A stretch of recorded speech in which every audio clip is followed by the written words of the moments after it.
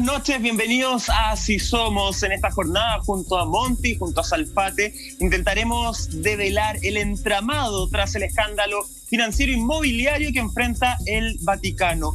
¿Cómo una institución de fe maneja el terrenal infierno del dinero? Eso y mucho más lo vamos a ver en esta jornada. Salfate, ¿cómo estás? ¿Qué cuña te mandaste, Michael? Te pasaste y la verdad que no puede ser más exacto. Bueno, le llueve sobre mojado a la Iglesia Católica, que por lo menos en lo que respecta a nuestro país guardó silencio sepulcral para los estallidos sociales, y hoy día, en medio de la pandemia, tampoco han querido sacar la cabeza bajo el agua, porque parece que todavía hay mucho paño que cortar. Y en el mundo, y en el Vaticano, esto no es la excepción. Señor director, tenemos titular porque esto es para no creerlo. Pensamos que esto se había acabado. La verdad está peor que nunca. Dice ahí, a través del diario.es, la última intriga vaticana, digna del Padrino, la película que en su tercera parte ya se hizo cargo de estos temas.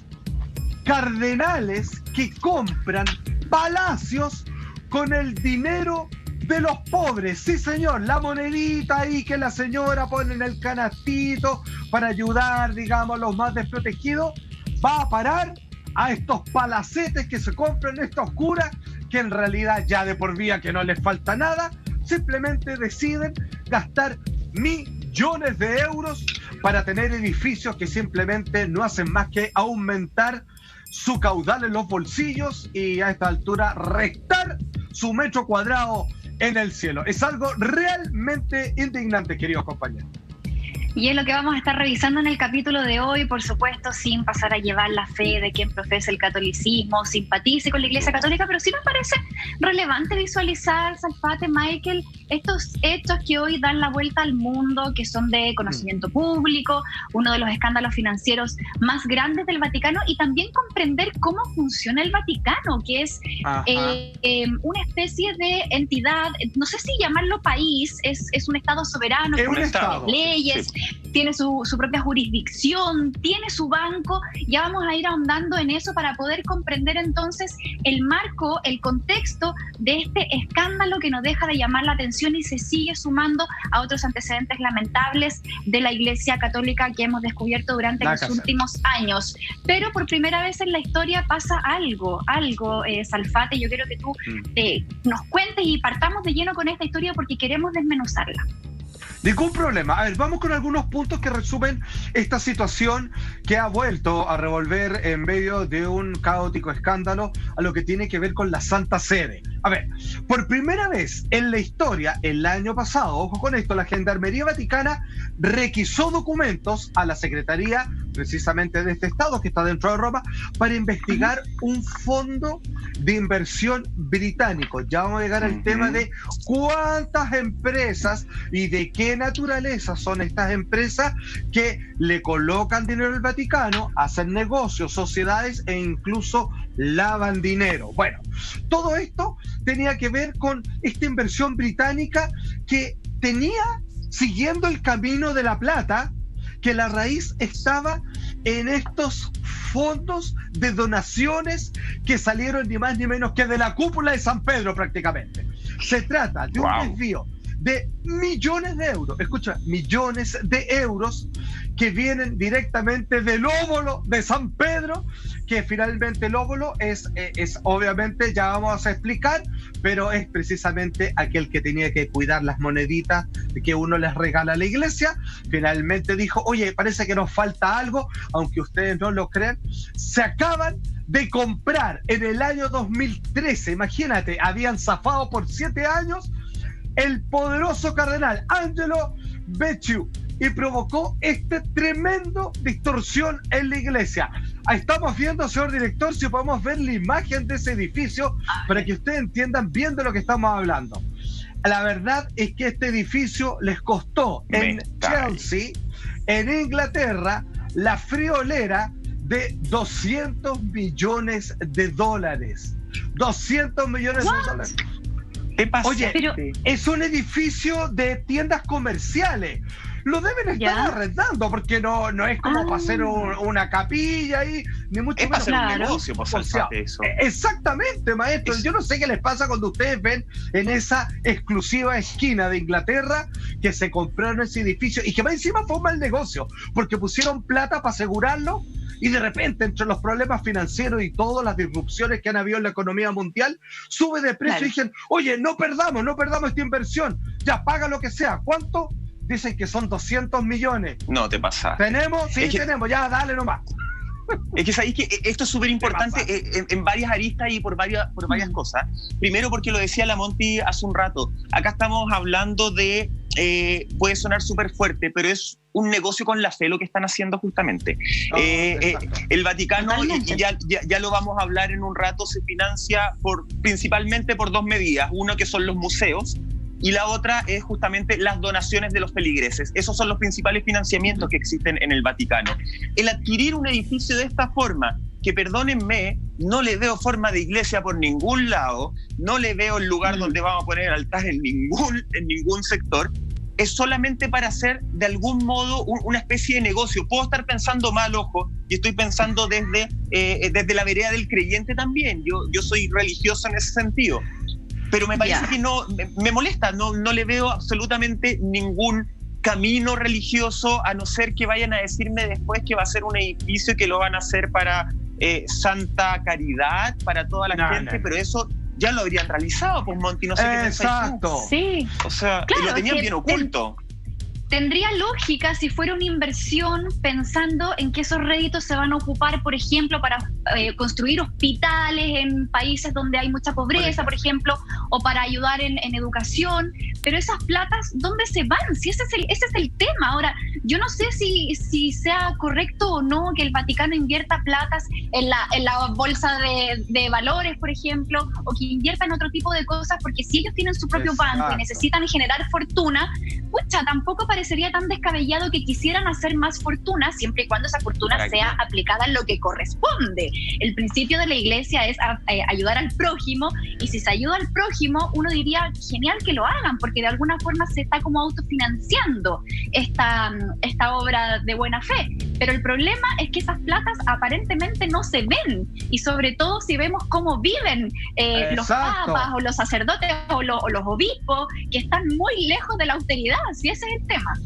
Absolutamente, querida amiga. Usted ya vio el edificio y, como bien decía Michael, esto fue adquirido el año 2013, fue la reserva, el pie, por así decirlo, y finalmente terminaron desembolsando 200 millones de euros, para que usted vaya entendiendo, y usted puso la plata en una de esas. A ver, vamos al siguiente titular, porque esto nos llega de La Nación, de Argentina, porque ya hubo un arresto, y esto es solo la punta del iceberg. Dice así: el Vaticano arrestó a un broker, ¿cierto? Un corredor, digamos, de la bolsa, involucrado en este escándalo en particular inmobiliario. Déjame hacer un pequeño paréntesis a propósito de lo que muy bien nos estaba documentando Monty, y es que en la historia de la Santa Sede, cuando finalmente el Vaticano decía hacer un banco, y algunos dijeron, un banco, pero nosotros queremos que ver con el manejo de dinero, porque un banco en esencia es colocarle precio al dinero de los otros,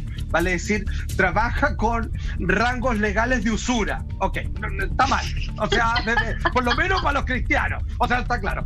Y ¿saben qué?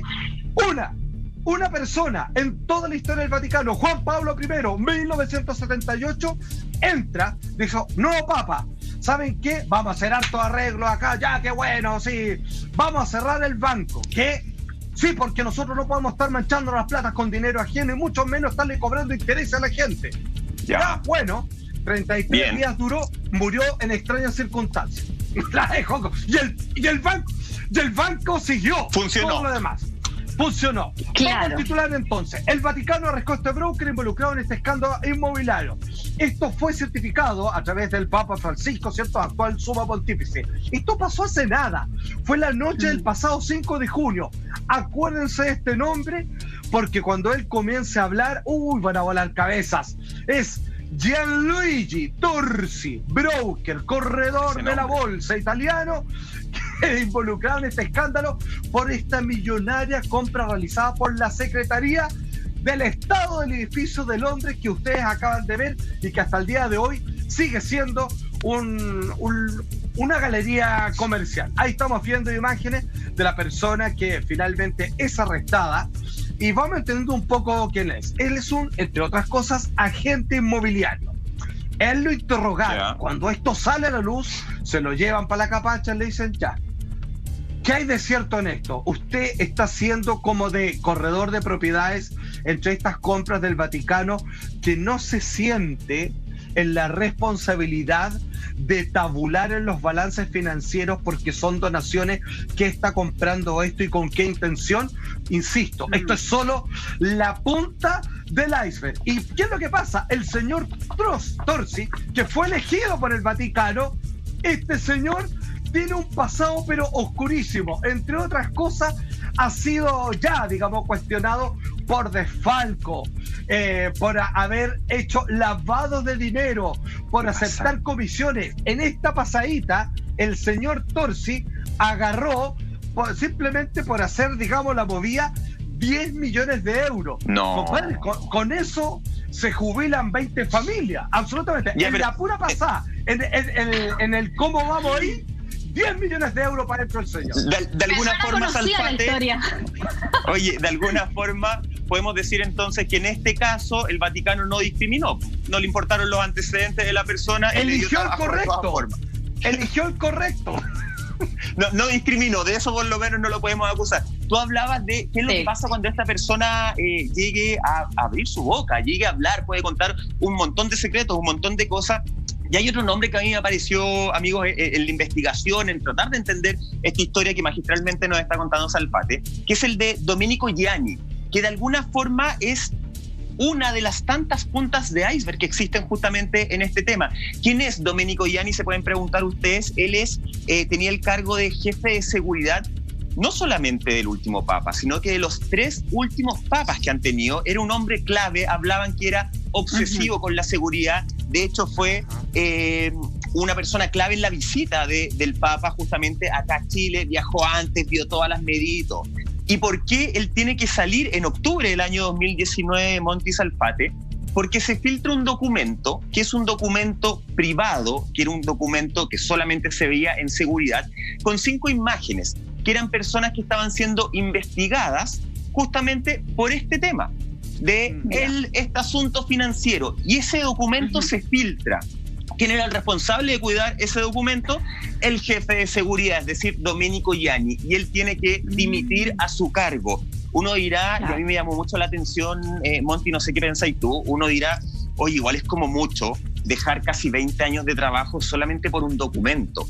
Pero en palabras del Papa Francisco, él dijo que este hecho solamente era comparable con un pecado capital, porque él había expuesto, al filtrarse este documento, que llegó a la prensa, en Italia fue un escándalo aquello, había expuesto a 5 presuntos inocentes, hasta que la justicia no dijera lo contrario, los había expuesto, y que por eso tenía que dimitir. Una de las tantas puntas de iceberg que hay en el papel financiero.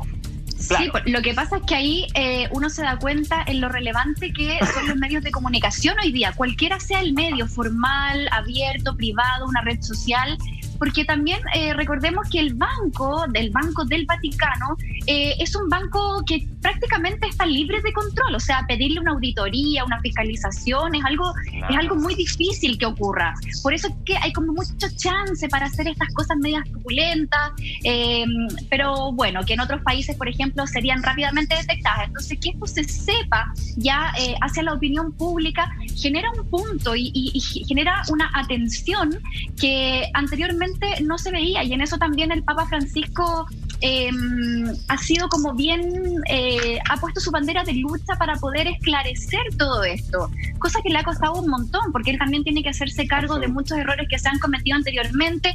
El Papa actual ha sido también bastante cuestionado, o sea, él tampoco ha estado exento de polémica. De hecho, ayer estuve viendo la película de los 2 papas y justamente hablan de eso, hablan de estos fondos, de todos los problemas que habían con respecto a las platas. Se toca también mucho el tema de los abusos de menores, entonces también es una cuestión que no es fácil hacerle frente, pero está bien que se empiece a meter la justicia, está bien que esto de alguna u otra forma sea fiscalizado, porque esto no puede quedar impune si estamos hablando de la plata de toda la gente que pone su fe en esa institución también. Es que ese es el punto, mira, y vamos a hacer, a propósito de ustedes, queridos compañeros que lo han tocado, súper enfático en esto para que no quepe la menor duda.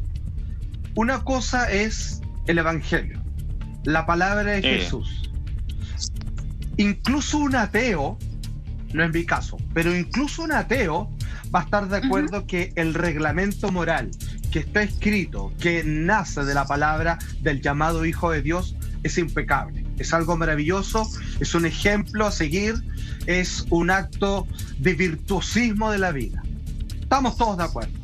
Ahora, la institución que lo representa, perdón, es otra cosa. Una de ellas, porque están los evangélicos, testigos de Jehová, mormones, lo que tú quieras, pero la que nos convoca hoy en día, que es la que tiene, digamos, más problemas a lo largo de la historia, con Inquisición y cuantas cosas más, la verdad es que está, obviamente, insisto, lloviéndole sobre mojado, porque no han podido hacer una especie de limpieza interna para acabar con esta red de corrupción que se arrastra por siglos, y cuando por primera vez aparecen los abusos a menores, la verdad uno dice, ya, de acá esto comienza a arreglar. Y aquí es cuando yo me acuerdo de la profecía de Malaquías, cuando él contó perfectamente, desde su época hasta la actual, cuántos papas más iban a ir, y le achuntó a todos con sus nombres, sus características, y según eso dice, yo como lo veo, va a haber un último papa porque la iglesia no va a dar para más y la palabra de Dios se va a tener que destruir de otra manera.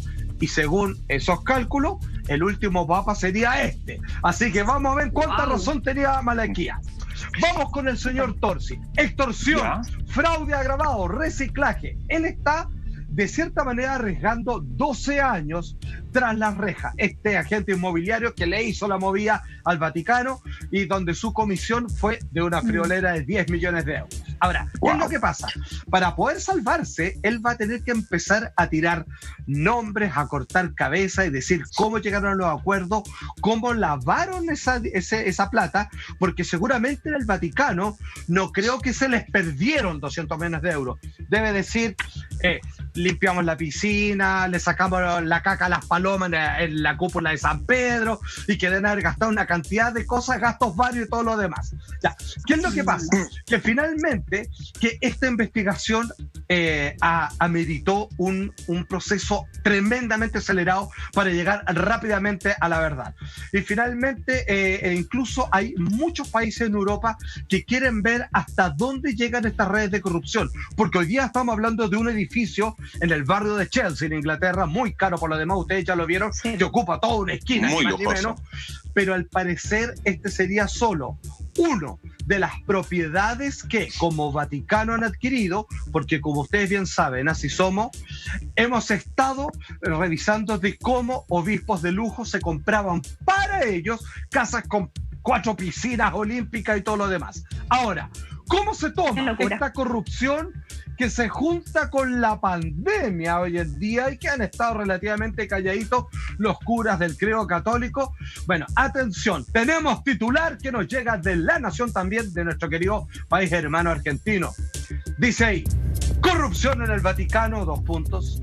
El Papa hace cambios radicales en la política de compra. Claro, porque la lista del supermercado, obviamente, cuando uno es cabro chico, se queda con los 20 pesos de los vueltos del pan. Aquí el vuelto, en esta pura pasada, fueron 200 millones de euros. Y no perdamos el foco. Esos 200 millones de euros lo puso una abuelita que apenas tiene para comer, lo puso un fiel creyente profesional que dijo, para que ayuden a los demás. Dios me dio mucho, algunos tienen poco, yo pongo para la iglesia, y se terminaron comprando este edificio en Inglaterra. ¿Te pasa? Oye, es que eso es súper importante lo que tú estás mencionando justamente, Salfati Monti, porque tiene que ver, es la plata de todos los creyentes, justamente. Estamos hablando en este punto de esta crisis financiera que, como yo les decía hace un rato, es porque desde el 9 de marzo, recordemos, hasta el 1 de junio, que el 1 de junio ya se empezaban a abrir algunos museos, todos los museos estuvieron cerrados. Por ende, no estaba ese ingreso económico que tenía el Vaticano, más el tema de los feligreses. Recordemos que el Vaticano, en estricto rigor, se maneja del turismo mucho, pues, Monty. Necesita que la gente vaya a los museos, más allá del tema de la fe y lo religioso. Yo estuve hace poco breve. Y cobran, por cago. No, o sea, cobran de aquello. Y fue mucho tiempo el que estuvieron con todo eso cerrado. Yo solo, antes de pasarte la palabra, me quedo con algo que tú dijiste, Salfate, de este tema de que la crisis financiera, el problema financiero que está enfrentando el Vaticano no tiene nada que ver con la fe de los católicos, de las personas que tengan distintas religiones. Adjudico plenamente a tus palabras y además quiero ver el vaso medio lleno. Siento que esto no está ocurriendo hace 1 año, 2 años, 10 años, 15 años. Esto lleva años, muchísimos años ocurriendo. Sí me parece positivo que hoy día esté saliendo a la palestra y esté saliendo a la luz pública todo este tipo de casos y de a poquito poder ir limpiando justamente la casa y la iglesia por dentro, ¿no?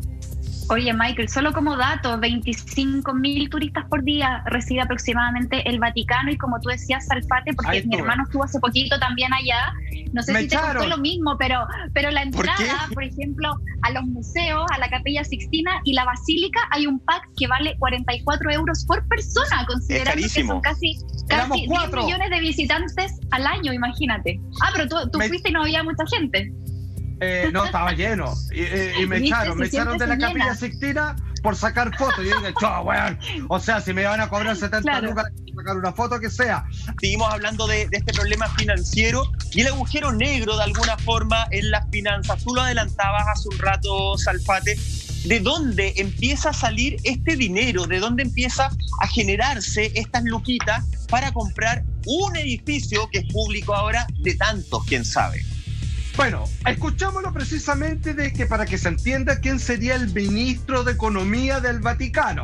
En realidad su nombre es Secretaría para la Economía de la Santa Sede. Este señor es Antonio Guerrero Alves y él dice lo siguiente: el Vaticano no está en peligro de default, pero esto no quiere decir que no tenemos que enfrentar la crisis actual por lo que es y que seguramente tenemos por delante años difíciles. El agujero del Vaticano que se ha generado, la verdad es que no tiene nombre. Tenemos un titular a propósito que ya comienza a hablar de eso. Esta vez nos llega del diario El País y que dice ahí claramente este titular. Dice, el agujero negro, porque dice así como esta plata se perdió y a dónde fue a parar. No, seguramente se lo regalamos a algún pobre por ahí. Se compraron el medio edificio y se vienen más. El agujero negro de las finanzas del Vaticano. Ahora, nosotros quedamos pendientes con un tema que tenemos que explicar. Hablamos del óvulo de San Pedro. Entonces la pregunta es, ¿qué es el óvulo de San Pedro?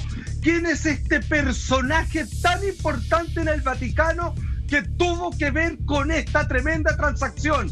Y finalmente, que esto es el programa, lo hacemos para ustedes, las personas, la caridad de los católicos y del mundo entero, ricos y pobres, lo mal usado que los pillaron que está haciendo el Vaticano con su donación. Porque en tiempos de pandemia, estallidos sociales a escala global, la verdad es que estas cantidades enormes de plata, que ya la Monty la relataba de la cantidad de visitantes por día, entre la visita de los museos, de ir hasta la cúpula y todo lo demás, la verdad es que se ha visto muy diezmado. Sin embargo, tenemos que entender lo siguiente, porque existe un instrumento en la Santa Sede donde hay un encargado, pero en realidad es una pequeña comisión conocido como óvulo.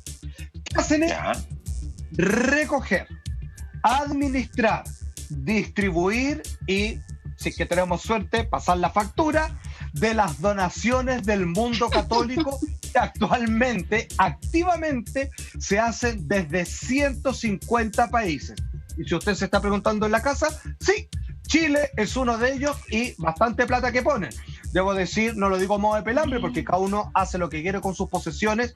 Hoy en día, la iglesia cuenta con gran cantidad de terrenos y propiedades que no ocupa y que perfectamente, si es que alguien ojalá la administrara, podrían hacer tanto bien con ella. Lo digo, digamos, de buena fuente, porque en algún momento por ahí han ofrecido para hacer proyectos que poco y nada tienen que ver con la iglesia. Mira. Esto del óvulo fue impulsado en 1870, en donde la verdad es que existe, como bien decía Michael, dos fuentes principales. El turismo al Vaticano, que pues esto no sabe, es un estado que está dentro de Roma, ¿cierto? La capital italiana. Y lo otro es por la caridad.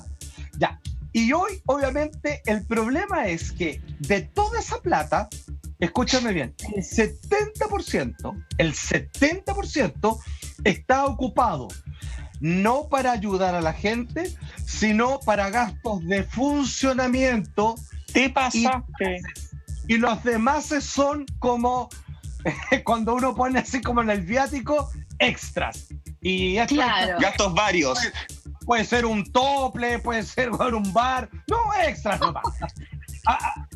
Absolutamente. A definir esos ya. gastos.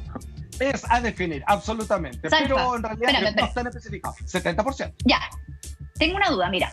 Estaba leyendo con respecto a la ciudad o al estado de Vaticano y es bastante pequeño, es como medio kilómetro Sí, cuadrado y viven estado más menos de pequeño. 1000 personas. Pero Exacto. al parecer trabajan más personas que las que viven ahí. Tú que fuiste para allá, ¿lo viste así? Es como que hay gente que Absolutamente. va solamente y que cruza este puente, ¿cierto? Que hay entre Roma Claro. para ir hacia Vaticano, cruzan este puente y van y vienen solamente para trabajar. Absolutamente, querida ¿Es así? amiga.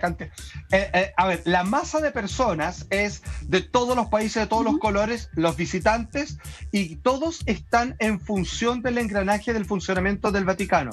Casas no se ven, lo que hay es comercio. ¿Sabes qué? Ir al Vaticano es como ir a Santiago Centro. A Santiago Centro y donde la Plaza San Pedro sería la catedral. Así luce. Es puro comercio, oficina, no casas, muy pocas, y mucha gente, digamos, que está en vías de trabajo o turisteando por el lugar. Ahora, para que usted entienda, tú me hablabas del el hoyo negro, ¿cierto? Económico que se le ha generado con la caída de estas recaudaciones. Bueno, estas caídas tienen mucho que ver porque el turismo sigue siendo igual porque es atractivo incluso para los no creyentes. Pero hay Claro. personas que han dudado en meterse la mano al bolsillo y colocarle, digamos, un billetito por ahí por todas las cosas que se han sabido. Pero para que usted entienda, en el año 2006, esta recaudación, por ejemplo, era de 101 millones de euros. Harto, la recaudación, porque lo del turismo es casi lo mismo aparte. 101 millones de euros. El 2018, hace 2 años, 51, bajó un 50%.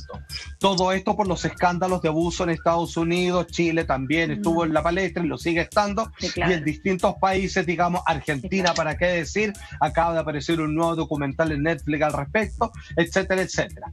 Entonces, ¿qué es lo que pasa? El óvulo de San Pedro, el encargado de qué hago con las platas que no llegan de donaciones y que son cada vez más pocos, finalmente deciden ellos disminuir el riesgo diversificado. ¿Qué significa esto?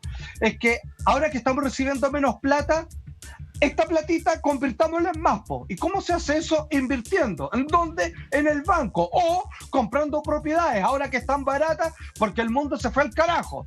Y Claro. finalmente dicen, entonces cuando uno dice, espérate, están comprando propiedades, pero para salvar la plata, pero que esa plata no es para ayudar. Ya, ok, es para mantener un poco más y después ayudar.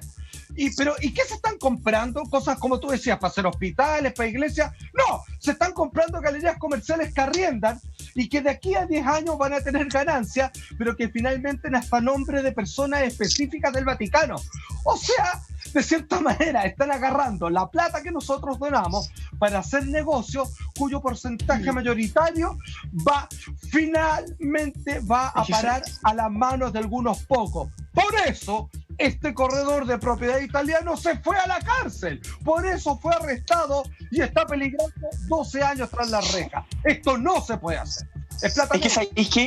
Y no es menor porque, ojo, el óvulo de San Pedro no recolecta, suma dinero de un país, 2 países, son aproximadamente 150 países de los cuales se está recolectando este dinero. Es una cantidad muy grande de países que se ven involucrados. Yo creo que nadie está en contra de efectivamente, si yo tengo este dinero y lo puedo invertir con un fin desde el Vaticano, que sea social, que sea para ayuda efectivamente de quienes más lo necesitan, como nace la Iglesia como instrumento, como institución, que era una ayuda a los más desposeídos, no era para llenarse de plata y para competir qué iglesia es la que tiene más oro, porque hoy día hablamos de un desfalco financiero de alguna forma, de problemas económicos en el Vaticano, pero oye, tienen muchos recursos a cual echar mano, o sea, de hambre no se van a morir en el Vaticano jamás, por muchos años. El problema es para dónde bastaría confundir el oro nomás. Así, agarran el oro, lo reciclan y quedan ricos de nuevo. Oye, y con eso claro. Y armamos otros estados. Pero el problema justamente es, y con esto termino, es cuál es el fin.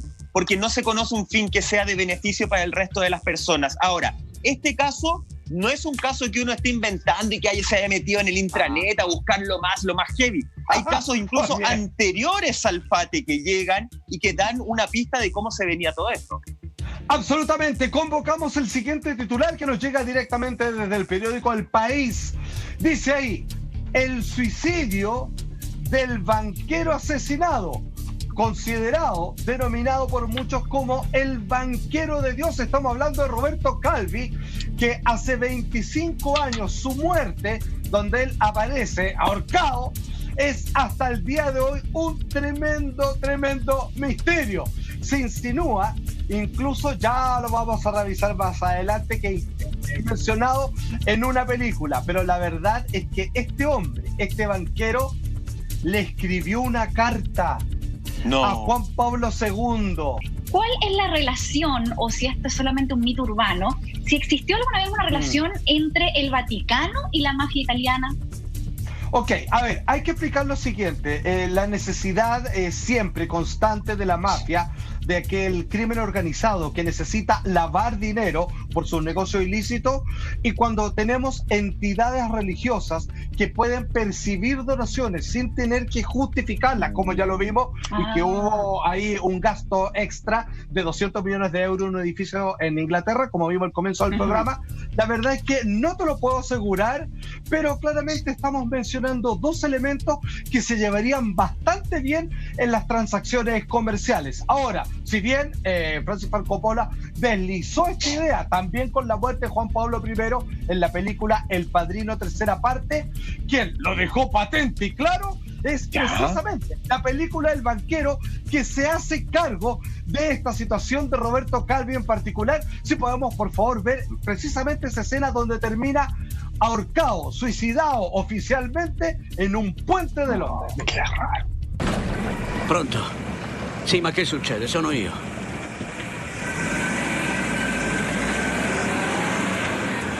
Ho capito, va bene. Avete cambiato ancora. D'accordo.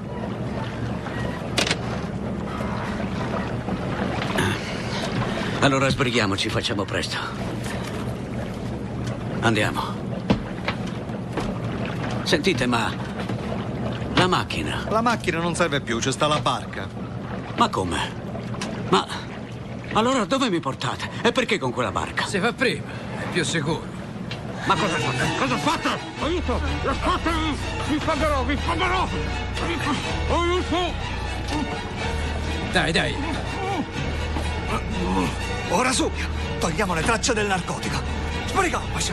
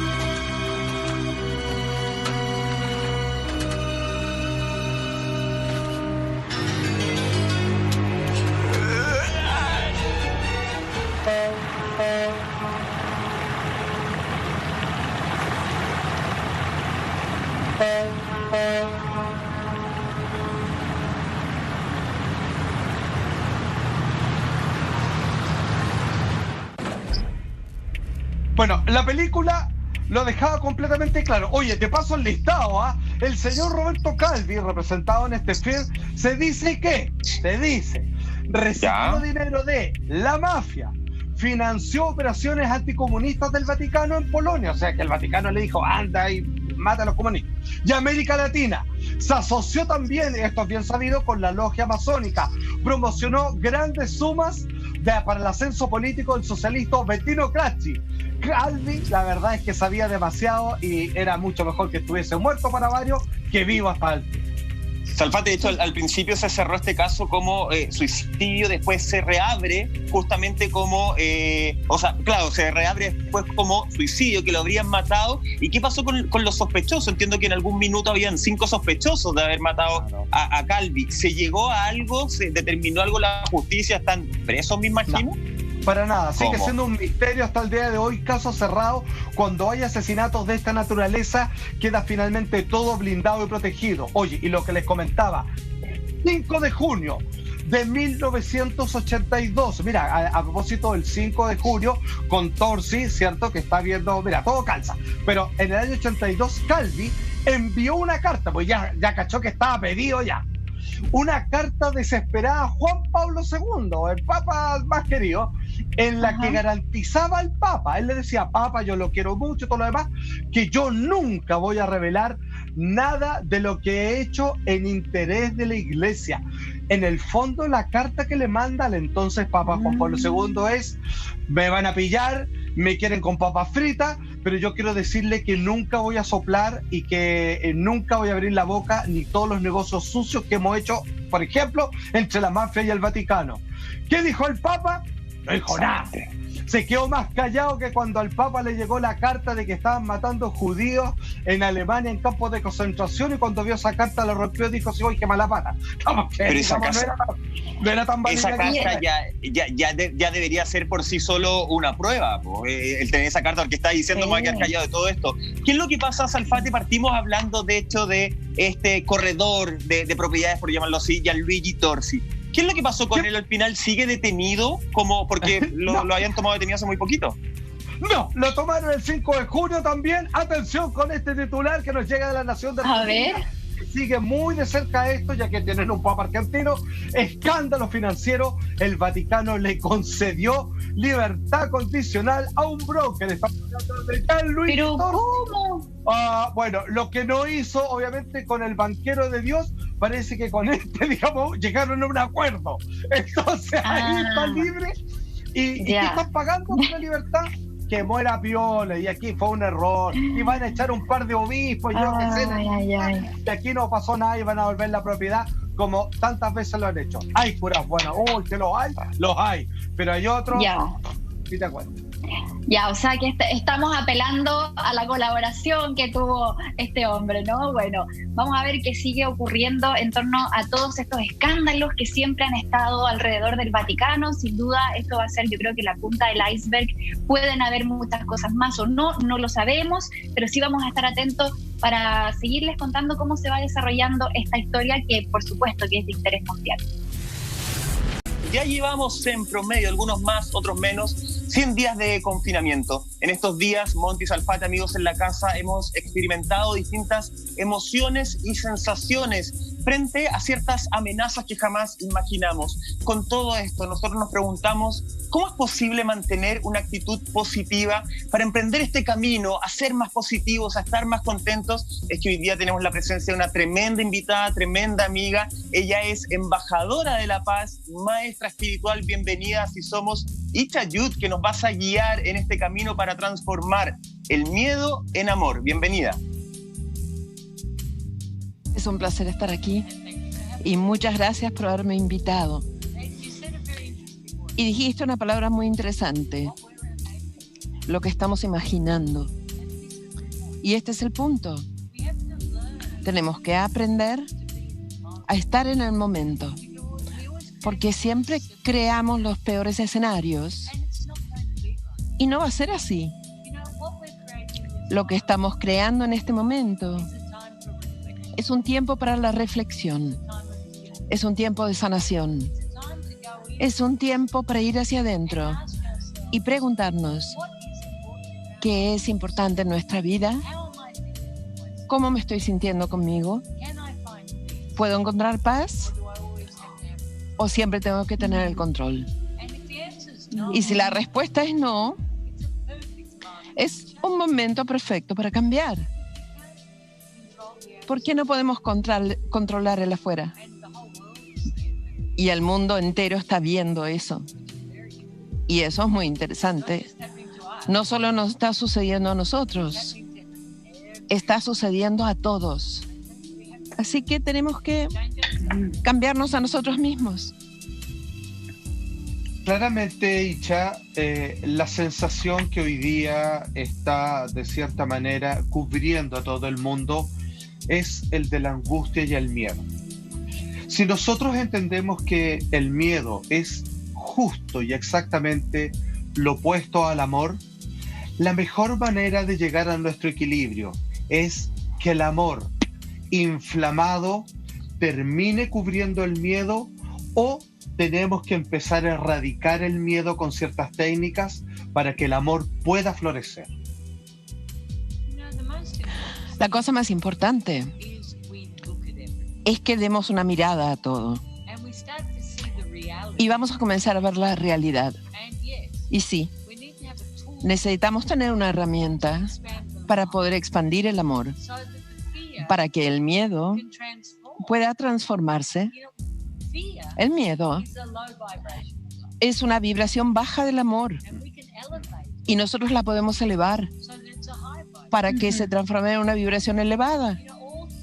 Todos los seres humanos tienen ambos aspectos, y cuando comenzamos a enfocarnos en el amor incondicional, el miedo empieza a transformarse. Los recuerdos, las cosas que nos mantienen en esas limitaciones empiezan a irse y empezamos a percibir la realidad. No la realidad a través de nuestra ventana sucia, sino que la realidad es la belleza de la creación. Icha, gusto saludarte, te habla Montserrat. ¿Cómo comenzamos ese cambio? Porque entendemos que de alguna u otra manera tenemos que empezar a abrir nuestra conciencia, a conectarnos más con nosotros mismos y hacer de estos momentos de angustia quizás una oportunidad para poder sanar y poder aprender a sobrellevar todo lo que tú muy bien dices, que son cosas externas, que no dependen de nosotros, que no podemos controlar muchas veces, pero sí lo que podemos hacer es un cambio interior y una nueva actitud, una nueva forma de poder hacer frente a todas estas complejas situaciones. Pero ¿cómo se parte este cambio? ¿Cómo yo puedo empezar a hacer esa transformación de conciencia? Creo que lo primero que tenemos que hacer es estar quietos y preguntarnos, ¿puedo yo estar quieto conmigo? ¿Estoy feliz conmigo? Y si no puedes estar sola, si siempre tienes que estar distrayéndote con las noticias, con el teléfono, con algo, entonces te tienes que dar cuenta que tal vez no es que hay un problema externo, tal vez yo soy el problema. Una vez que llegamos a esa realización, que sí, yo tengo miedo, sí, yo no confío, sí, pinto el escenario peor, ¿cómo puedo cambiar? Y entonces comienzas a buscar una manera de cambiar. Y la primera forma, sin importar más allá de la técnica que hagas, técnicas que valen, ¿no? Tienes que ir hacia adentro. Tenemos que encontrarnos a nosotros mismos y empezar a amar a esa persona, a nutrir a esa persona, a alimentar a esa persona. Y desde ese espacio comenzamos a florecer. El miedo está siempre aquí arriba. Siempre. Entonces, si yo estoy aquí en el corazón, ¿qué es lo que está sucediendo en este momento? En realidad nada sucede. Tengo comida, tengo la casa, estoy respirando. Todo lo demás está en mi imaginación. Y entonces empezar a entregarse a eso. La mente es un caos. Y estamos siempre tratando de escaparnos. Icha, en este camino de transformación, donde de alguna forma yo lo veo claro, queremos pasar y transformarnos del miedo, de la angustia al amor. Pero en las primeras etapas de este camino, yo me imagino que, y tan necesario en este minuto, me imagino que uno lo primero que se encuentra es con mucho miedo, con mucha angustia. Cuesta acallar de repente las voces que uno tiene acá arriba. En esa etapa, ¿qué es lo que uno tendría que hacer, las personas que nos están viendo? ¿Evadir el miedo, no mirarlo a la cara, o por el contrario, tomar ese miedo, tomar esos temores que a veces nos imaginamos y nos inventamos y enfrentarlos cara a cara? ¿Cuál sería el camino más correcto para empezar esta carrera? La primera cosa que tenemos que hacer es cultivar una experiencia interna de amor, porque esto nos da como una casa segura. Y una vez que tenemos esa seguridad interior, podemos comenzar a confrontar nuestros miedos. Y sí, estás en lo cierto. Tenemos que confrontar los miedos. La mayoría de nuestros miedos se tratan de no ser amados, no ser suficientemente buenos. Y necesitamos caminar hacia aquellas personas que nos hacen sentir eso. Y tenemos que empezar a sanar eso. Y tenemos que darnos cuenta que esas personas en el afuera son solo un espejo de aquello que está sucediendo internamente. Pero para poder tener la valentía de hacer eso, tenemos que tener algo interno que nos sostiene. La mayor parte de las personas, incluyéndome a mí, cuando yo era joven, tener la valentía de confrontar cosas, yo bebía para eso. Y cada uno tiene comportamientos adictivos diferentes para poder confrontar sus miedos o para evitar sus miedos completamente y parar de pensar en eso. Así que tenemos que encontrar una solución más saludable, y eso está basado en la conciencia, porque eso es algo que te puede acompañar por toda la eternidad. Una vez que encuentras este tesoro interno de amor incondicional, jamás vas a querer nada más. Y la ironía es que vas a crear absolutamente todo, porque vas a estar en paz y en amor. Exactamente. Icha, te escuchaba atentamente y siempre las invitaciones que tú me has hecho a reflexionar. Hay una que surgió hace algún tiempo, de la primera vez que nos conocimos, y no deja de llamarme la atención de cómo, por un asunto biológico, como uno tiene la vista a esta altura del cuerpo, uno piensa, una vez más la mente, uno piensa que está acá. Sin embargo, cuando uno le pregunta por ti, uno dice yo. Y uno no se apunta acá, uno se apunta al corazón. Es como que intuitivamente uno sabe que uno yace más acá que en esta mente que tiende a confundirnos. Mi pregunta es ahora, ¿qué tú has detectado? ¿Cuáles son los mayores problemas que has detectado que se repiten en las personas en estos tiempos de pandemia, donde han tenido que encontrarse obligatoriamente consigo mismo, y aquellos que nunca han hecho un trabajo personal, interno, por fin, obviamente, van a tener un trabajo que hacer? ¿Cuál es el mayor problema que tú te has encontrado con que la gente choca consigo mismo? El primer problema que tienen las personas, y es lo que acabas de mencionar, es que creen que sus pensamientos son reales. Piensan que sus ideas son las verdades, y no lo son. Simplemente son una consecuencia de un programa que ellos han cultivado para poder sobrevivir. Ahora, cuando yo hago esto, y entonces me conecto con la grandeza de quien soy, ese ser ilimitado, ese ser eterno, ese amor incondicional, cuando comienzo a identificarme con esto otro, comienza a perder su poder. Y esto nos lleva a sufrir.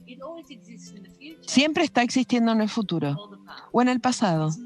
Jamás está en el momento presente. Entonces, una vez que nos entregamos a nuestro corazón, ahí comenzamos a confiar y comenzamos a fluir. Y una vez que dejamos de pelear, los dramas paran. Pero ¿qué sucede? Somos muy adictos al drama. Nos encantan los dramas. Nos encanta sufrir en realidad. Qué cierto es eso. Y tenemos que ir más allá de eso. Está bien de vez en cuando hacerlo, pero algunas personas viven ahí todo el tiempo. Y constantemente estamos generando drama para poder sufrir. Y es hora de dejar ir eso. Hora de crecer. Muchas gracias. Itza, con respecto a eso mismo, mira, tú bien lo decías anteriormente, nosotros somos el problema, nosotros nos creamos esta realidad, nosotros nos vamos inventando situaciones futuras que probablemente puede que no sean así y nos ponemos pesimistas antes de tiempo y eso nos lleva muchas veces a desencadenar conductas de rabia, de odio, de intolerancia y de falta de empatía hacia los demás, que es algo que se está viendo muchísimo, de criticar mucho al resto, de también pasarle nuestros problemas a los demás. Si bien yo siento que hay mucha responsabilidad compartida, sobre todo en este contexto pandemia, pero ¿cómo nosotros podemos hacer para poder sacar? Porque también hemos escuchado mucho que tenemos que liberar todas esas cosas negativas de nosotros, que no podemos quedarnos con eso adentro porque nos hacen mal, y muchos también proponen la idea de que esa forma de guardar los problemas nos pueden incluso enfermar. Por lo tanto, ¿cómo podemos soltar todo eso sin herir al resto? Porque también nosotros cuando descargamos nuestra propia rabia podemos dañar a muchas personas. La primera cosa es que tenemos que tomar responsabilidad, porque aquello de que hablas es conciencia de víctima. Siempre estamos culpándolo afuera. Hasta el coronavirus estaba un complot, ¿no? Incluso hasta el coronavirus, ¿no? Como si fuera un complot. Siempre culpando gobierno, culpando algo, culpando la familia, los padres. Todo está en contra nuestro. Y aquí estamos, los inocentes, que son víctimas del mundo. Pero eso no es verdad. Somos nosotros los responsables por aquello que estamos siendo, aquello que estamos creando. Y esto me enoja tanto. Pero eso es un pensamiento. Tú tienes que tomar responsabilidad de mover la carga de tu rabia de una manera responsable. Agarro mi almohada y grito en mi almohada. Pero tenemos que empezar a como a adueñarnos, a hacernos responsables, porque siempre estamos culpando a alguien más. Todo es la culpa de alguien más.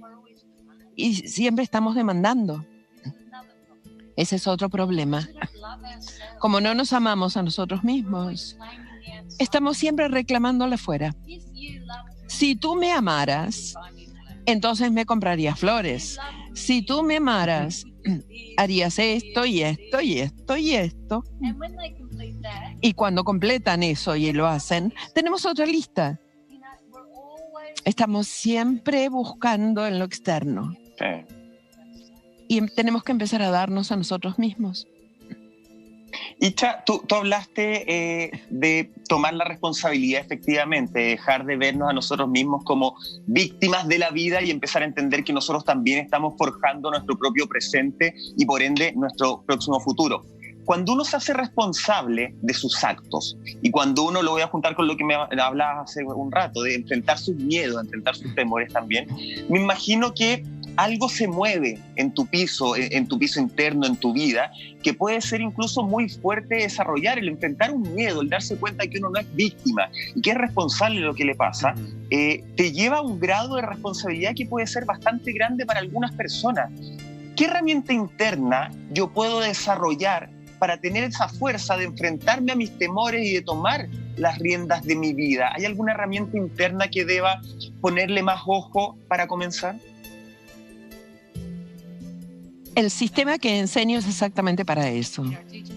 Enseñar a las personas a ir hacia adentro, enseñarles a remover su estrés, enseñarles a vivir en el momento presente y enseñar a tomar responsabilidad. El 99.9% de la humanidad no son responsables. Somos inmaduros. Estamos siempre culpándole afuera. Y una vez que tomas esa decisión para pararte en tu grandeza, la vida se torna ilimitada. Y siempre hay excepciones a lo largo de la vida. Personas que eligen superar, ir más allá. Y yo creo que este coronavirus es para eso. Es un gran sacudón. Es como si la madre naturaleza le estuviera diciendo a sus niños, ¿saben qué? Tienen que crecer ya. No pueden dar por sentada a mamá porque destruimos el planeta, consumimos, nos destruimos el uno al otro y tenemos que empezar a enfocarnos en algo tanto más importante. Y eso comienza por cada uno. Siempre comienza por uno. Yo tengo que cambiar si yo quiero que el mundo cambie. Así que sí, necesitas una herramienta. Sí, absolutamente. Yo tuve que atravesar el mismo proceso y ahora vivo una vida increíble en el momento presente y es abundante. Soy muy bendecida, pero no soy especial. Esto es para todos, porque es hora de que las personas cambien. Absolutamente cierto. Ischa, una pregunta.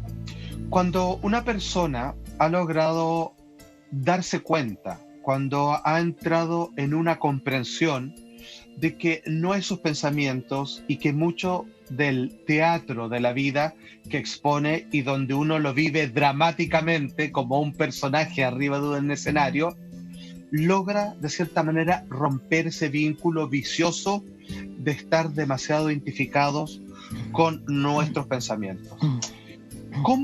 ¿Qué consejo se le puede dar a una persona cuyo dolor es físico, no mental, que tiene una afección, que tiene una enfermedad crónica o un dolor que la imposibilita de poder tomar acción en su vida? La enfermedad es un maestro muy fuerte y lo único que puedes hacer es ir hacia adentro y expandir tu conciencia para poder superar el dolor, ir más allá. Pero a menudo este maestro te lleva a un lugar de tanta abundancia y tanta libertad interior.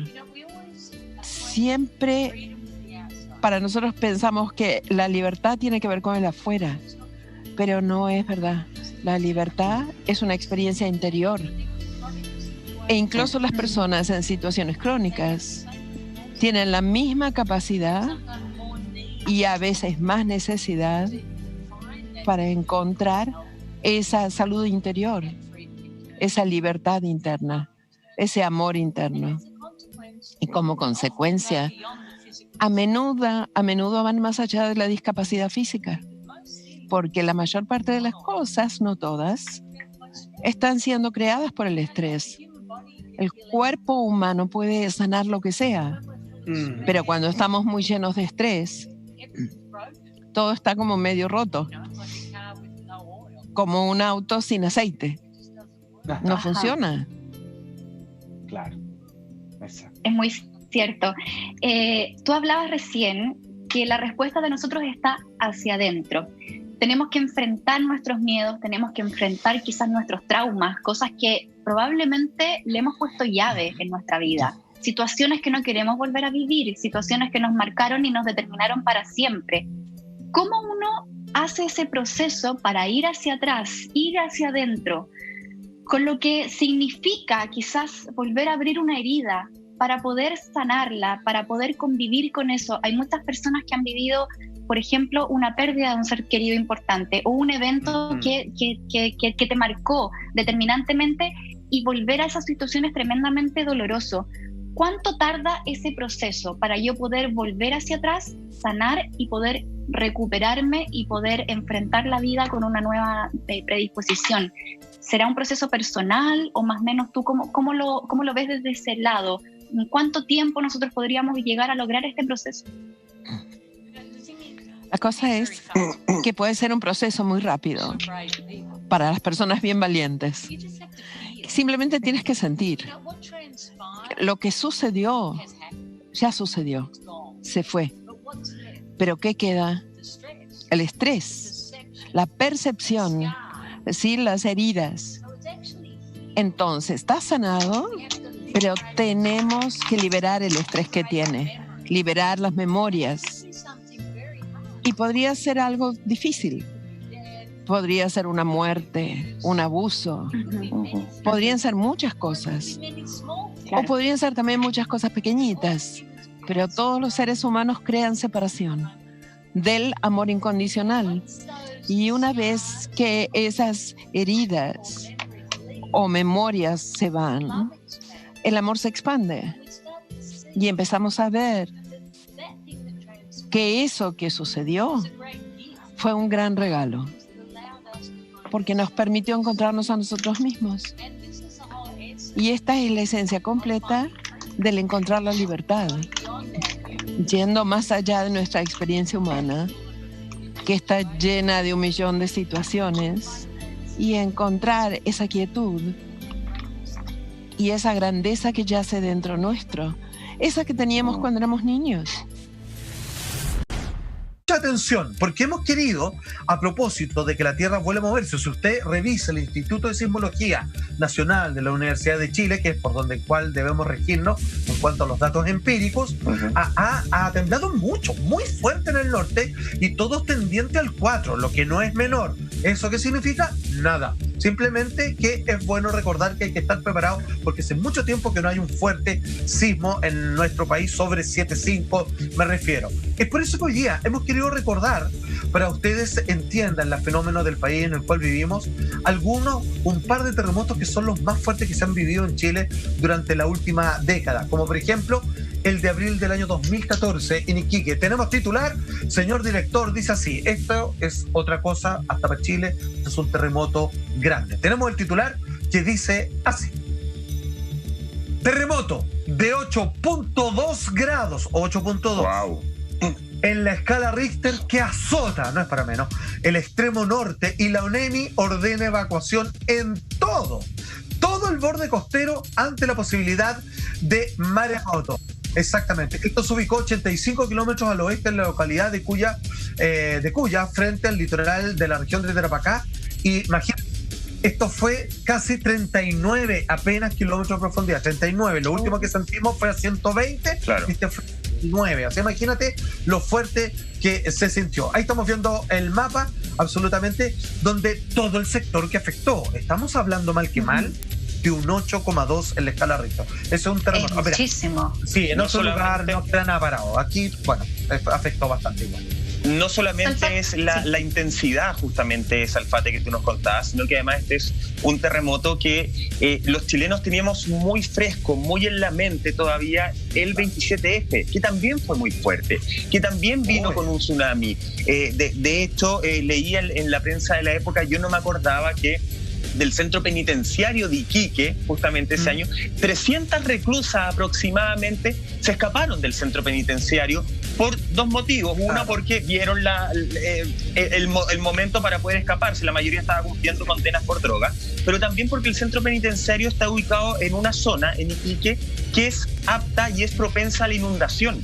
Entonces entró una desesperación en toda la ciudadanía, digo lo del centro penitenciario como un ejemplo de muchos. Entró una desesperación de, oye, no quiero vivir lo que pasó en nuestro país el 27F y me salgo arrancando. De hecho, Michelle Bachelet decretó zona de catástrofe en ese momento. Sí, que fue una reacción rápida. Por desgracia, esto ocurrió, o para suerte de algunos, dicen, con un cuarto para las 9, ¿cierto? Para las 21 horas de la noche, ya siendo abril, ya estaba un poquito más oscuro. Y esto afectó, como veíamos en el mapa, la región de Arica, Parinacota, Tarapacá, Antofagasta, también se sintió. Y Tacna, en Perú, imagínate. Y también trajo, obviamente, una serie, obviamente, de ¿cómo se llaman? Movimientos telúricos posteriores, que son las réplicas que llegaron hasta 7 grados. O sea, cuando hay un terremoto 8.2, después tú tienes que acostumbrarte que en las próximas 24 horas van a haber otros terremotos de 7, digamos terremotos, las palabras como son. En cualquier otro país esto es una desgracia tremenda. Sin embargo, para Chile todo esto queda un poco más aminorado que el resto del planeta, pero claramente hubo cualquier y cuantioso daño material. Se movilizaron cientos de miles de personas que obviamente no pudieron volver a sus casas. Hubo un tsunami, pequeñito, pero hubo un tsunami también dentro de todo, así que bien por las reclusas. Ojo, y insisto, esto no es menor. Los expertos han coincidido en señalar que este gran sismo que hubo, 8.2, no se trata del terremoto grande que se espera para el extremo norte, sur del Perú. Todavía falta. Exactamente, no tiene nada que ver. Esto no es ni cerca de lo que se espera, dicen.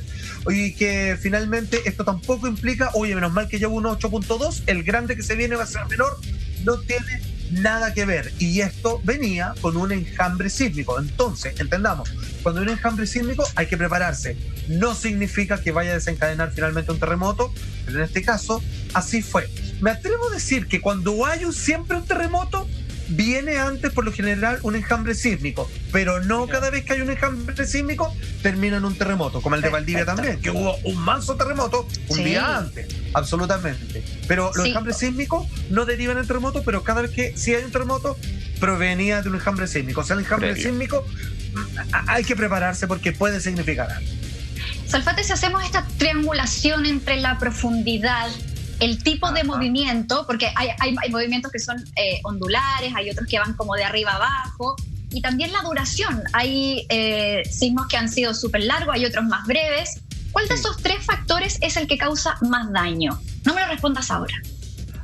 Ok, bueno, le contesto entonces a la vuelta de esta breve pausa comercial, porque tenemos los registros de cómo se vivió, cómo los chilenos las imágenes y videos del terremoto del año 2014. Una pequeña muestra, cómo comienza el techo a desprenderse en distintos lugares. Esto trajo una serie de pérdidas materiales, tremendo susto, y también puso en riesgo muchas vidas humanas y también conllevó un tsunami.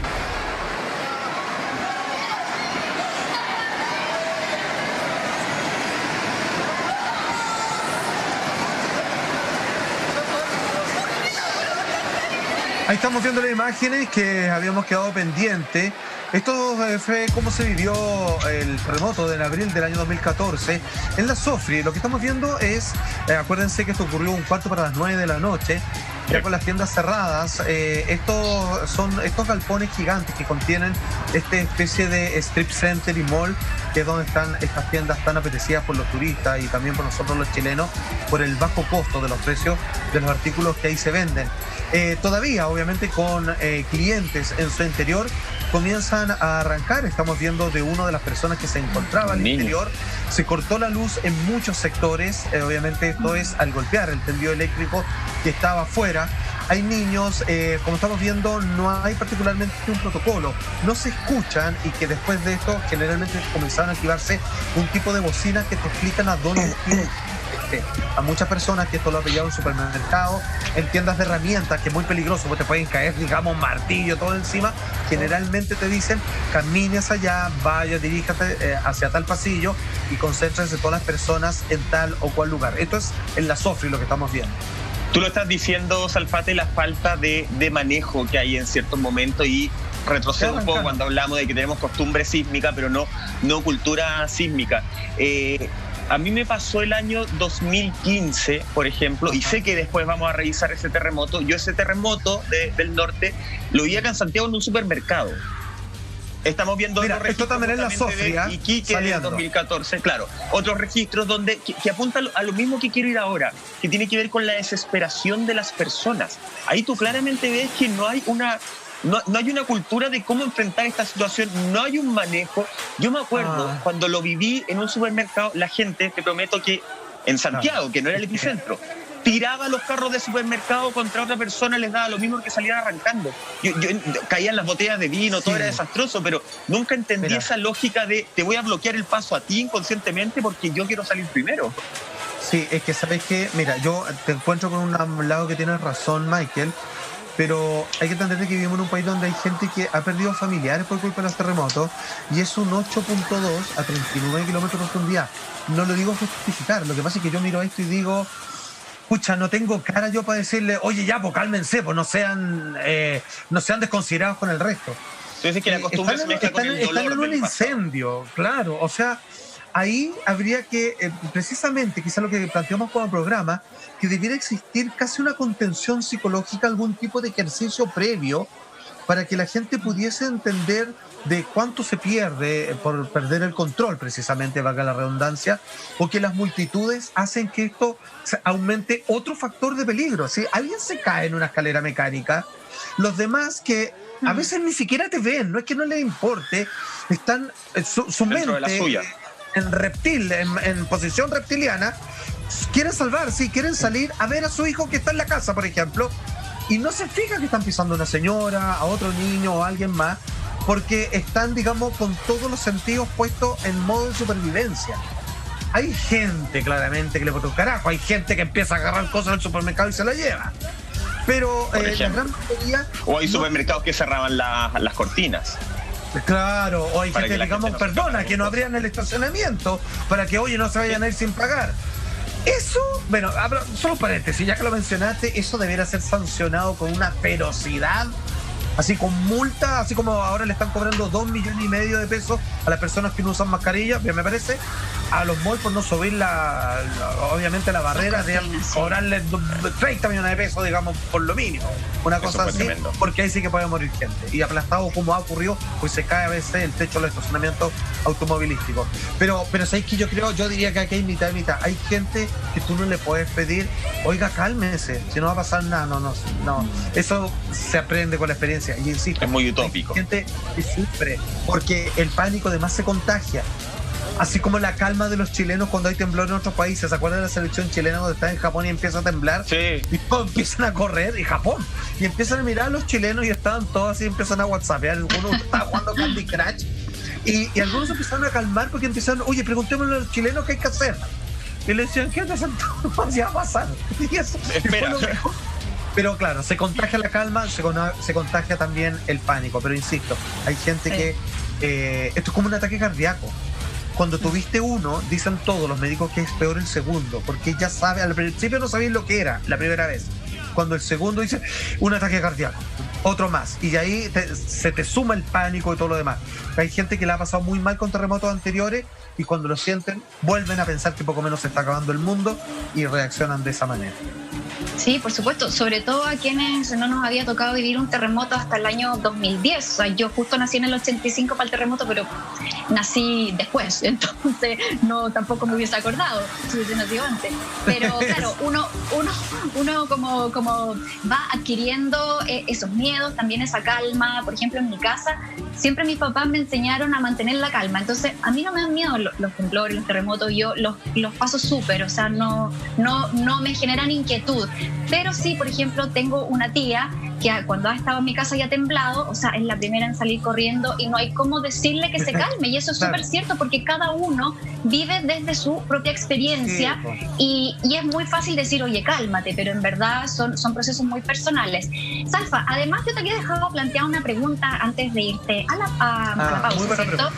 Sí, te había dicho, en esta triangulación entre la profundidad del sismo, el tipo de movimiento, si es en horizontal o es ondulatorio, y también la duración, porque hemos visto sismos muy cortitos y muy dañinos, así como otros más largos. Exacto. ¿Cuál de esos tres es el que provoca más daño? Tal como tú dices, aquí para ver en términos de daño hay que tener 4 factores entonces, ya que tú me hiciste la pregunta. Uno, es la intensidad, ¿cierto? Este fue un 8.2, lo que es menor. Duró 3 minutos, similar al del año de 28 de febrero de 2010. Fue a 39. Entonces, es intensidad, profundidad, ¿cierto? También tiene que ver algo que es el tipo de terreno en donde esto sucede. Y el cuarto es el tipo de movimiento. Fíjate que yo le he preguntado a todos los expertos en la materia, y al último a quien le consulté fue a nuestro querido, que le mando un saludo, geólogo Cristian Salazar. Ahí está, muchas gracias. Y es que, sin lugar a duda, de todos los tipos de movimientos que generalmente llegan mezcladitos, pero hay algunos que están marcados más de una forma u otra. Este fue lateral, como se puede ver. Son los que son verticales. De hecho, que sea vertical es uno de los factores necesarios para que haya un tsunami. Si no es vertical es muy difícil que suceda. Cuando hay tsunami, generalmente el movimiento es vertical. Michael, el de la falla de San Andrés, si que algún día eso se provoca, que sucede cada cada 6.000 años aproximadamente, pero por favor. Está la noción de los dos anteriores, el de 6.000 y 12.000, o me acuerdo si es 7.000 o 14.000, y fue, o sea, la Tierra se levantó que una muralla levantada, y es así, ¡pa!, se levanta. Entonces el vertical es que uno prácticamente termina saltando del sol. El vertical, por lejos, es el peor. Contestado eso, tenemos otro registro, nos vamos a Arica. Estamos viendo el terremoto 8.2 del año 2014. Atención con lo siguiente, estamos en una especie de supermercado, claramente, mira. Es un video de una persona que está ahí. Exacto. Mira. Y agarra papa. Son 3 minutos lo que duró el terremoto. Mira, ya empieza. Mira. Hay que evacuar. Tranquila, mi amor, tranquila, no me soltes la mano. Mira los pasillos, y eso es. Sí, claro, absolutamente. Como el hombre se está moviendo, no se alcanza a notar tanto el movimiento que se está generando. Aquí la gente es muy importante. Mira, es que al interior de la Sofri la diferencia es que hay luz. Mira, si uno está incluso en un cine, uno se levanta porque está la película, que algo se ve. Pero fíjate que hay personas que me han contado que está en el cine y se ve la luz tan tranquilo, ya se levantan, pero se corta la luz y queda ahí oscura y ya ahí cambió el paisaje y tu interna cambió. ¿Te diste cuenta en la Sofri cuando comienzan a apagarse las luces y la gente se vuelve loca? Pero aquí que está siempre iluminado, se permiten conservar, digamos, un paso tranquilo hacia la salida como le están indicando. Claro, si lo hacemos comparativo, vemos un poco más de calma en este video. Es verdad lo que tú dices, Alfata, al estar en movimiento el video, la persona que está grabando, no se logra percibir bien el movimiento, pero vemos los pasillos como terminan. Otro tema de los supermercados, a los que hemos vivido movimientos fuertes dentro del supermercado, no solamente es cuando van cayendo los pasillos de vino, de leche, de bebida, absolutamente todo, el ruido que se provoca justamente, que es bien perturbador, y es si bien queda luz, uno ve arriba y todo te puede caer encima. No hay un lugar seguro ahí. Por eso yo mencionaba, me acuerdo que en su momento se hicieron virales algunos centros que bajaban las cortinas para que la gente no robara artículos, no se fuera sin pagar efectivamente. Es importante tener la dirección de alguien, de algún jefe, alguien de la Asociación Chilena de Seguridad, que estén haciendo cursos, que sé que se hacen recurrentemente, pero que se puedan llevar a la práctica efectivamente de forma positiva, porque si uno entra, por ejemplo, hay un manual, el gobierno tiene un manual de apoyo psicológico para todos estos momentos. Ahora, ¿qué tanto se utiliza ese manual? ¿Qué tan práctico es? Eso es otro tema. Es lo mismo que está pasando ahora. Ojalá hubiera un manual también para lo que estamos pasando, porque se viene, digamos, la pandemia, digamos, de todos los desastres psicológicos que esto está causando. Tenemos también la evacuación de cómo se vivió en Iquique. Mucha atención, vuelve a ver el problema de la luz.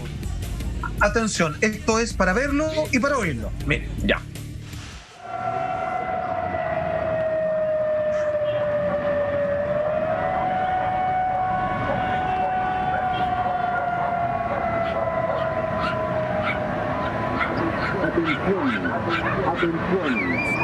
Atención, posible tsunami.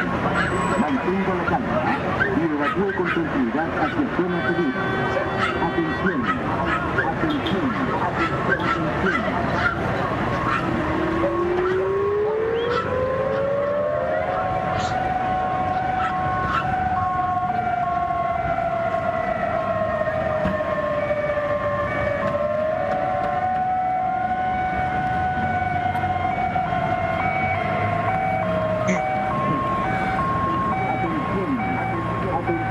situación súper alarmante. Yo creo que por muchas veces que a uno le toque vivir una cosa así, siempre va a ser como dice la película, como si fuera la primera vez. Porque en realidad una cosa es el control que puede tener uno, pero tú no sabes cómo va a reaccionar el resto y eso claramente puede incidir también en tu seguridad. Vemos, por ejemplo, cuando se corta la luz, la gente igualmente sale despavorida corriendo por las calles, puede producirse un accidente, un atropello. O sea, son situaciones, además de la peligrosidad del movimiento sísmico en sí, son situaciones que te ponen en un riesgo exponencial súper grande. Imagínate también las personas que no tienen la capacidad de arrancar. Las personas que son, no sé, mayores de edad, que no pueden correr, una persona que está postrada, una persona con algún tipo de movilidad reducida, que necesita de una ayuda. Por lo tanto, es tan esencial que nosotros empecemos a tener cada uno un plan de acción dentro de nuestros mismos hogares, como ustedes bien decían, tener un teléfono a quien llamar, etcétera. O sea, son cosas que no las tenemos que pasar por alto. Claro. De repente, claro, han pasado 10 años desde el último terremoto, por lo menos el del 27F, que fue uno de los más grandes, pero se nos olvida rápido, ¿cierto? Que tiene que ver con protocolos que se tienen que ir generando efectivamente, así como en Estados Unidos hacen protocolos de armas en las escuelas. Salpate, estamos viendo este video de las instrucciones de evacuación. Acá existió un tsunami también. Exactamente, en esta oportunidad hubo un tsunami y queremos mostrar las imágenes de cómo quedaron algunas de las costas de nuestro país después de que olas comenzaron a entrar intempestivamente, obviamente, en la ciudad. Estamos viendo algo adelante, sí señores, botes completamente entrados en las principales avenidas. Y no solo eso, porque estamos recordando los últimos más impactantes terremotos que han golpeado nuestro país. No podemos dejar al lado a Coquimbo, septiembre del año 2015. Eso fue feroz y fue un horario similar, 5 minutos para las 8 de la tarde. Esto que debió haber quedado para el olvido, muchas personas nunca lo van a poder olvidar. Hablábamos de este video post-tsunami de Iquique en el año 2014. Vamos a ver entonces estas imágenes. Mira, ahí las tenemos. Las olas llegaron hasta poco más de 2 metros de altura, más que suficiente para arrastrar embarcaciones y generar destrozos, particularmente en la costa. Oye, esta alerta, para que ustedes entiendan, no fue menor, sí, le estamos hablando de un 8.2, mal que mal. Sí. Esto se difundió por todo el Pacífico, Centroamérica, incluyendo Perú, Ecuador, Colombia, Panamá, Costa Rica, Nicaragua, Honduras, El Salvador, Guatemala, México, Estados Unidos, y al otro lado hubo alerta de tsunami para Hawái, Japón y Nueva Zelanda. Obviamente recordemos que cuando hubo el terremoto de 1960 en Valdivia, el tsunami feroz que nos golpeó también terminó asesinando un montón de personas en las costas asiáticas. Murieron personas que no sintieron el terremoto, pero el tsunami no los perdonó para nada. Así que, oye, bueno, Salfate, ahí estamos viendo justamente las imágenes. Esto es post-tsunami, ¿cierto? Cuando ya estaba todo un poco más tranquilo. Esto es el año 2014.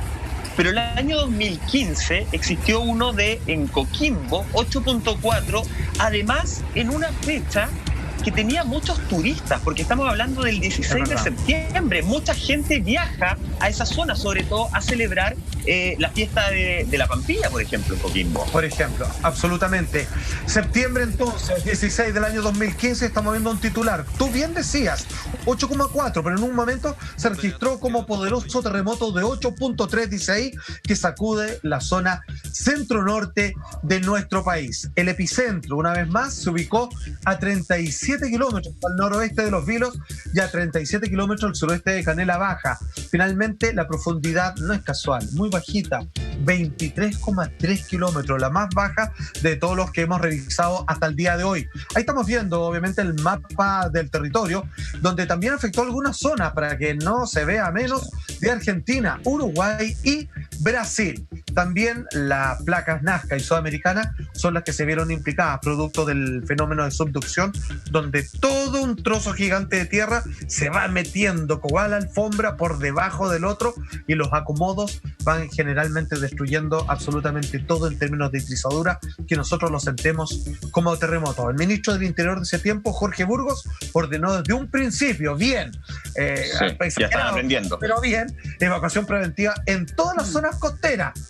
¿Cuál es toda la zona costera? Desde Arica hasta Puerto Aysén. Se le pasó un poco la mano, pero no está de más. Es mejor exagerar en estas cosas, más que, digamos, porque ya teníamos harto que lamentar por lo que pasó el año 2010. Sí, yo creo que pecar de exagerado nunca está de más. De hecho, para el mismo terremoto del 27F, la credibilidad del mismo Ochoa se vio súper afectada. Sí, recordemos que durante estos 10 años ellos han estado constantemente trabajando en cambiar esta imagen, esta percepción. En ese entonces hubo, claro, falta de comunicación, hubo ahí problemas comunicacionales al no detectar esta alerta en su debido momento. Por lo tanto, ellos ahora quieren no volver a fallar y decretar estas alertas con fundamento y también con elementos técnicos. De hecho, hace muy poquito ellos incluyeron a una geofísica en su equipo que lo componen 300 personas. Por lo tanto, también es importante que hoy día se aprenda mucho, no solo nosotros como ciudadanos, sino que también las instituciones aprendan a trabajar en conjunto. Esto es una sinergia entre la UNEMI, entre el Centro Sismológico y también entre el CHOA. Por lo tanto, yo espero que en estos 10 años hayan podido sacar las mejores de las conclusiones.